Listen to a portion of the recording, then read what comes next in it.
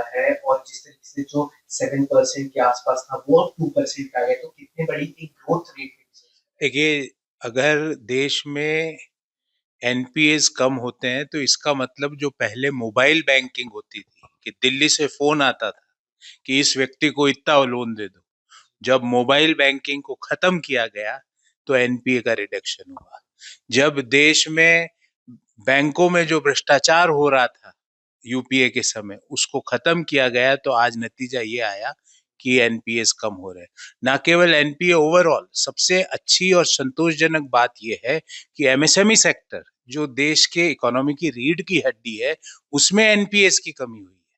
तो ये भारत की एक रेजिलियंस, सुदृढ़ता और वैश्विक स्तर पे भारत एकमात्र ऐसी अर्थव्यवस्था है जो हाई ग्रोथ और लो इन्फ्लेशन पर खड़ी है। और अब एक चीज और जुड़ गई, high growth, low inflation and low NPS. Modinomics देश को 2047 में विकसित भारत की ओर अग्रसर कर रही है। असर वही अगर देखा है, दूसरी तरफ जो संसद शुरू है, मॉनसून की शुरुआत हो चुकी है, वही कहीं ना कहीं राहुल गांधी जो है अभी भी जो है जिस तरीके से बिहार में इलेक्शन आने वाले हैं, उसका जो कंपैरिजन है वो महाराष्ट्र से भी करते हैं, क्योंकि जिस तरीके वोटर लिस्ट में फेरबदल में लगातार आरोप लगा है। राहुल गांधी की परेशानी ये है कि देश के लोग उनको वोट नहीं देते तो वो अपनी हार का ठीकरा इलेक्शन कमीशन पर फोड़ना चाहते हैं। इलेक्शन कमीशन उनको बुलाते हैं वार्ता करने के लिए तो जाते नहीं है। संविधान के अंदर जो एसआईआर प्रक्रिया है, उसकी संविधान के अंतर्गत इलेक्शन कमीशन एक इंडिपेंडेंट बॉडी है, उसके ऊपर सवालिया निशान खड़ा करते हैं और खुद संविधान की कॉपी दिखाते हैं। अरे, संविधान के अंदर लिखा हुआ है, अगर आप इलेक्शन कमीशन पर सवाल उठाते हो तो भारत के संविधान का अपमान कर रहे हो। और समस्या ये है राहुल गांधी की कि राहुल गांधी बिहार के युवाओं का हक बांग्लादेशी घुसपैठियों के हवाले करना चाहते हैं।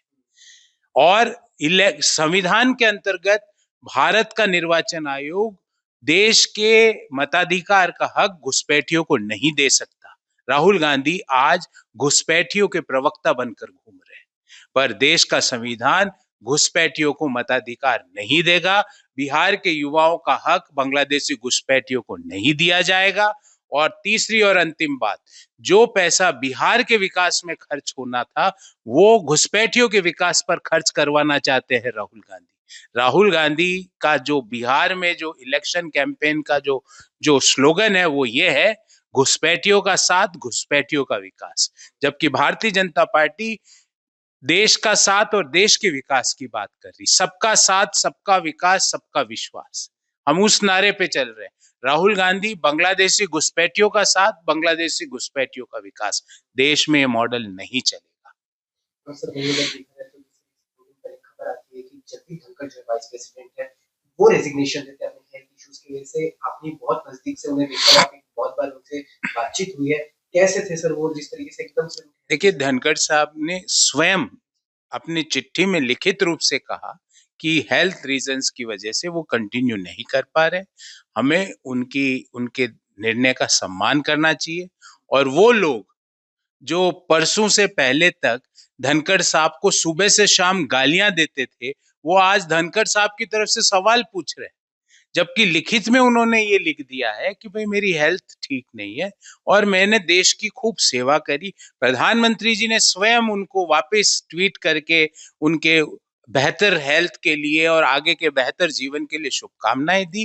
धनखड़ साहब ने सारे कंफ्यूजन्स को विराम दे दिया जब उन्होंने लिखित रूप से दे दिया कि उनकी हेल्थ ठीक नहीं और हेल्थ स्वास्थ्य कारणों से वो इस पद से त्याग पत्र दे रहे हैं। यह किसे देखते हैं जिस तरीके से अपोजिशन जिस पॉलिटिक्स ला रहा है। मैं ये कह रहा हूं ना, जो लोग धनखड़ साहब के ऊपर हमेशा आक्रामक रहते थे, धनखड़ साहब की मजाक उड़ाई इन लोगों ने पार्लियामेंट के बाहर खड़े होके, ये वही लोग हैं जिसने देश के उपराष्ट्रपति की कॉमेडी की, उनके उनके उन उनका आचरण, उनके भाव की कॉमेडी करी संसद में खड़े होके।